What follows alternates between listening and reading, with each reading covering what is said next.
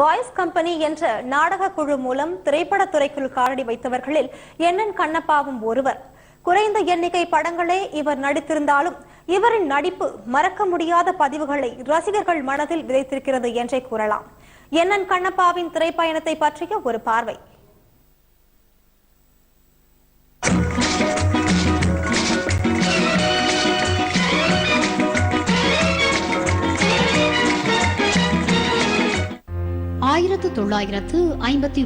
ஆண்டு தேவகி திரைப்படத்தின் மூலம் வி.என். ஜானகி ஜோடியாக கதாநாயகனாக அறிமுகமானார் என்என் கண்ணப்பா.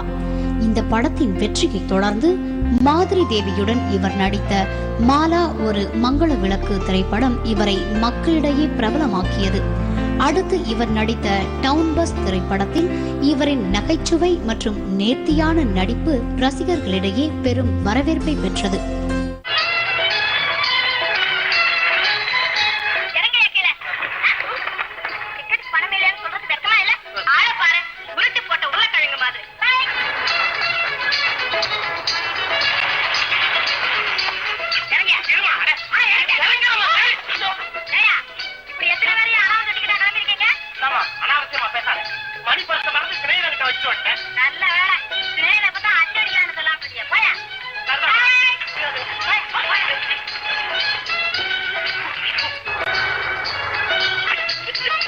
கையில காசு இல்லாம இந்த இடத்துக்கு வந்து சேர்ந்தாச்சு. நம்ம ரெண்டு பேரும் இன்னும் எங்க போகணும் சொல்லுங்க.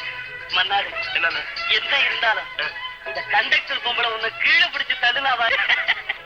எனக்கு ரொம்ப வெக்கமா போச்சுப்பா. அண்ணே, நீங்க மாத்திரம் கையில காசை கொடுத்து வந்துட்டீங்க, என்ன சொல்றீங்க? அண்ணே, எனக்கு தெரியும் எல்லாம் நிறுத்தப்பா. கிட்டத்தட்ட எங்கதையும் உங்க மாதிரி அப்படி ஒத்துக்குங்க. டவுன் பஸ் கண்ணப்பாவாக புகழ்பெற்ற இவர் அடுத்து நன்னம்பிக்கை, படித்த பெண், மேதாவிகள், சிங்கப்பூர் சீமான் உள்ளிட்ட படங்களில் நடித்தார். குணச்சித்திர வேடங்களிலும் தனது நடிப்பை கச்சிதமாக வெளிப்படுத்தியதன் மூலம் தனக்கென்று திரையுலகில் ஒரு இடத்தை தக்க வைத்துக் கொண்டார். பண்பாடு இல்லாமல் மண்ணீரே பாழாயினும் தேனே, தேனான வாழ்வு திசை மாறி போச்சே, நிம்மதி இழந்தாச்சே, தீராத பழியாச்சே, நான வாழ்வு மண்ணாகி போமா, உயரம் நிலைதானா, உலகம் இதுதானா. ரத்த திலகம் திரைப்படம் இவரை ஒரு சிறந்த குணச்சித்திர நடிகராக வெளிப்படுத்தியது. இதில் சாவித்திரியின் கணவராக சீன மருத்துவ அதிகாரியாக நடித்த என்என் கண்ணப்பாவின் நடிப்பு பெரும் புகழை ஈட்டியது. எத்தனையோ இரவுகள் வரலாம் போகலாம், ஆனா இந்த இரவு நமக்காகவே வந்திருக்கிறது. எந்த இரவை மறந்தாலும் இந்த இரவை மறக்கவே முடியாது. இருவேறு ஆத்மாக்களை ஒன்றுபடுத்தும் இந்த இரவில் ஏற்படும் உறவை விதியாலும் பிரிக்க முடியாது.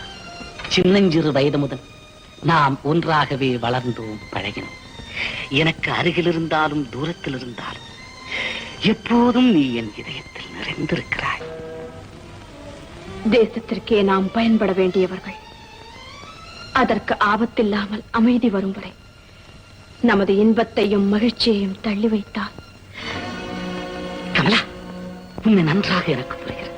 உன்னுடைய ஒவ்வொரு துளி ரத்தம் நம் தேசத்திற்காகவே துடித்துக் கொண்டிருக்கிறது. நாம் தனியாகவே இருப்போம், போர் முனையில் கூட தனியாகவே இருப்போம்.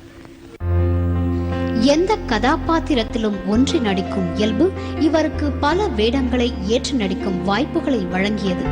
நால்வர் திரைப்படத்தில் கம்யூனிஸ்ட் தோழராக நடித்தார்.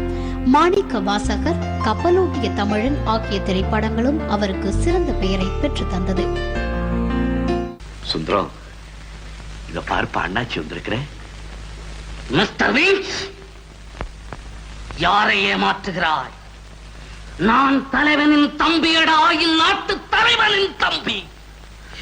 என்னை ஏமாற்றாது.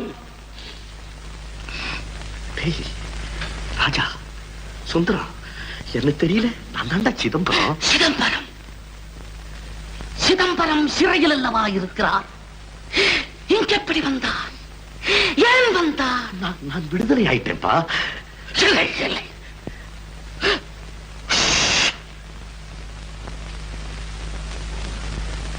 வெள்ளைக்காரனை அழிக்க வேண்டும், அமிழ்ந்த கப்பலை எடுக்க வேண்டும், சுதந்திரத்தை வாங்கியாக வேண்டும். அப்போதுதான் சிறையில் இருக்கும் அண்ணன் வருவார். சிறையில் இருக்கும் அண்ணன் வருவார். 40 வருடம்.